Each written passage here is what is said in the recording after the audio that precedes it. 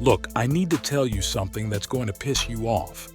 3 years ago, I spent an entire season babying a blueberry bush, testing soil pH every week, adding sulfur, mulching with pine needles, setting up bird netting like I was protecting Fort Knox. You know what I got? 2 cups of berries that tasted like disappointment. 2 cups. Meanwhile, my neighbor had this weird vine dropping fruit by the bucket load, literally 100 pounds from one plant. I asked him what he was growing and he said, hardy kiwi. Hardy what? I'd never heard of it. And that's when it hit me. The nursery industry has been lying to us. They've been selling us garbage that looks pretty in a pot while keeping the actually good stuff hidden. So today, I'm going to tell you about 7 fruits that will make you question everything you've ever planted. Let's start with the one that broke my brain. Hardy kiwis are what grapes wish they could be. You know, regular kiwis from the grocery store, those fuzzy brown things that cost $1.50 each. Hardy kiwis are grape-sized with smooth skin, and you just pop them in your mouth whole like candy. They grow on vines in climates where regular kiwis would freeze to death. We're talking minus 25 degrees Fahrenheit.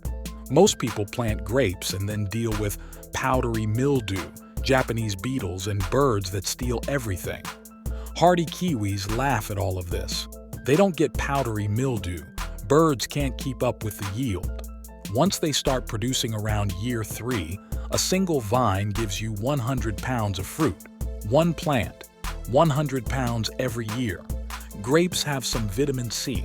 Hardy kiwis have 5 times the vitamin C of an orange, more fiber than an apple, and a full suite of antioxidants. The flavor is like if a kiwi and a grape had a baby raised on pure sugar. You will eat them until your stomach hurts. You don't need fancy soil or constant spraying. Just a strong trellis because these vines grow 20 feet in a season. Plant a male and a female for cross-pollination and get out of the way. The only reason you don't see them everywhere is because they don't ship well. They're too soft. But in your backyard, they're a cheat code. Now let's talk raspberries because everyone is growing the wrong color. Walk into any garden center and you'll see red raspberries everywhere. But black raspberries are what you should be planting. I'm not talking about blackberries, actual black raspberries. They're dark purple, almost black, and objectively superior in every way. Red raspberries fall apart if you look at them wrong. They get cane blight, root rot, and beetles love them. A good plant might give you a pint per cane per year. Black raspberries give you double or triple the fruit. The berries are firmer, so they survive the trip from garden to kitchen. The flavor is deeper, richer, almost wine-like. But here's the interesting part. Red raspberries have antioxidants. Black raspberries have anthocyanins, the same compounds in blueberries everyone freaks out about, except in higher concentrations. Studies show they have anti-cancer properties. They're being researched for esophageal cancer prevention. And they're easier to grow. More drought-tolerant, handle heat better, mostly thornless. Birds don't bother them as much because the color blends into foliage. They spread via tip layering, which means free plants. Nurseries push red raspberries because they're prettier in a pot. That's it. Don't fall for it. See, buckthorn is not for everyone. The flavor is aggressive. Imagine if an orange and a pineapple had a fight in your mouth and both lost. It's sour, tangy, bitter, and oily. Your face will do things. But if you care about nutrition, sea buckthorn is the king. More vitamin C than oranges, more vitamin E than wheat germ, more omega-7 fatty acids than anything else on the planet. Omega-7 is the rare one that's good for skin and cardiovascular health. This is what they put in $50 skincare serums. Sea buckthorn has vitamin B12, almost impossible to find in plants. It has iodine, selenium, iron, vitamin A. This is a multivitamin that grows on a bush. It's cold hardy to minus 40 degrees Fahrenheit. It grows in sandy, poor soil.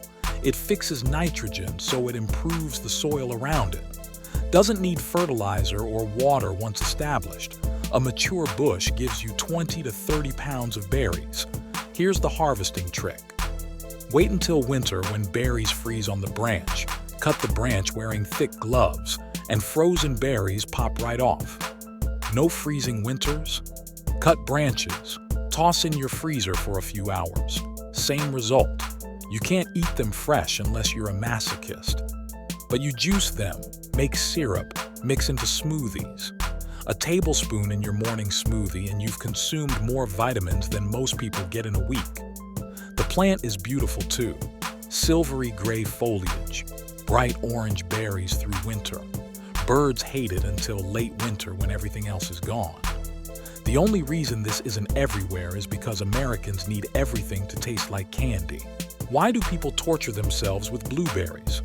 They need acidic soil, pH 4.5 to 5.5, or they die. They need consistent water but not too much or roots rot. They need specific fungi in soil. They grow slow, produce modestly, and birds eat 70% before you wake up. Saskatoon berries look like blueberries, taste like blueberries with a hint of almond, but grow in any soil: clay, sand, loam, neutral pH, acidic pH. They don't care. They're native to North America, already adapted to your climate, cold hardy to minus 50 degrees Fahrenheit, handle drought and wet springs, grow fast. A 3-year-old bush is already producing. A mature Saskatoon yields 10 to 20 pounds. A blueberry the same age? Maybe 3 pounds. Saskatoons have more fiber, more iron, more antioxidants than blueberries. Birds like them, but because bushes produce so much you can share and still get buckets. The reason you don't see them everywhere is because they're regional, huge in Canada.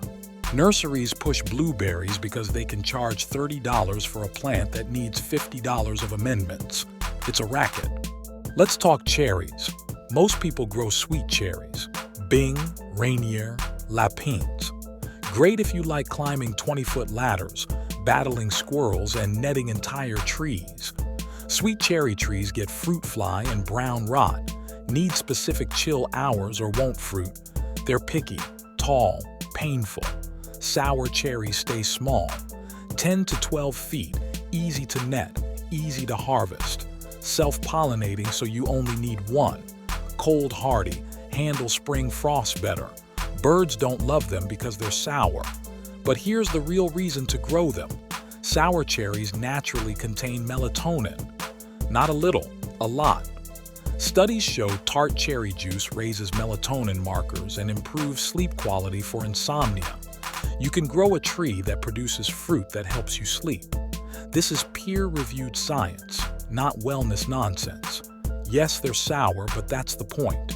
Make pie, jam, juice, or eat them fresh. Nutritionally, sour cherries destroy sweet cherries. Higher vitamin C, higher antioxidants, anti-inflammatory compounds being studied for arthritis and gout. They don't ship well, so you'll never find them in stores. Only way to get them is grow them yourself. If you live in a cold climate, you've been lied to about what you can grow. The industry says strawberries, raspberries, maybe blueberries. Then you watch plants struggle through winter. Honeyberries laugh at winter. Native to Siberia, they handle minus 55 degrees Fahrenheit. They bloom so early that late frosts don't touch them and fruit in June, earlier than almost anything else. They look like elongated blueberries, taste like a mix of blueberry, raspberry, and black currant. Sweet with slight tartness, nutritionally absurd. More antioxidants than blueberries, more vitamin C than oranges, anthocyanins off the charts. A mature bush gives you 5 to 10 pounds in June when nothing else is ripe. You're eating fresh berries while neighbors wait for strawberries to flower. They're easy. Any soil, full sun to part shade, minimal pruning, no major pests. Birds don't bother them because they fruit so early. Blueberries are slow. Honeyberries fruit in year 2 or 3.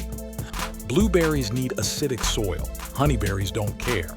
Blueberries need consistent water. Honeyberries handle drought.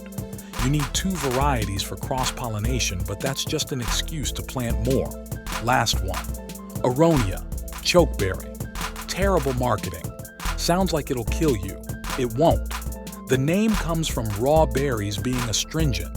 They'll dry your mouth out. But once you process them into juice, jam, or baked goods, that disappears and you're left with one of the most nutrient-dense fruits on the planet. Most people don't even know Aronia exists.